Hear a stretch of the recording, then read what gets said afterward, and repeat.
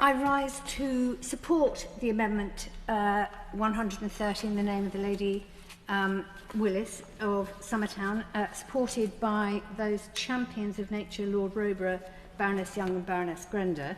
And I only wish I could have signed it myself. I'm not particularly interested in making things easier for developers. Streamlining their processes is not my primary aim, but I do agree very strongly with the issues listed in 130, which are nutrient neutrality, water quality, water resource and air quality. These are issues that humans need for health.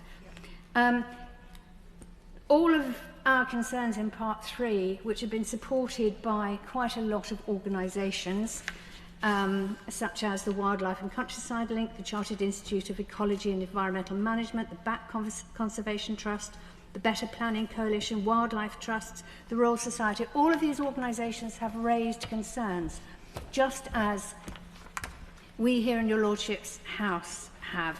And I think that our concerns and our amendments in Part 3 are a demonstration of how much we don't trust this government to care about the countryside, nature, wildlife and human well-being. I trusted some in the last government to protect the countryside because they owned so much of it and they probably had its interests at heart and in their wallets. But many in this government clearly prefer bulldozers to bats and beavers, and that to me immediately signals we have a problem with this government.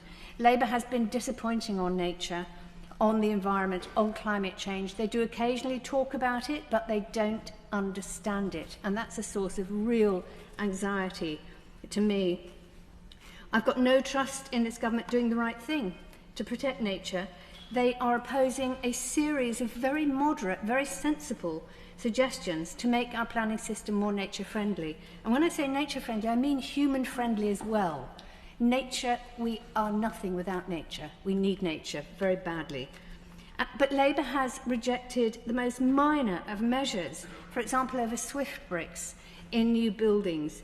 They said no to the most basic protections of our precious and rare chalk streams, and failed to do the most obvious things like stopping developers from attaching new buildings to already overloaded sewage systems.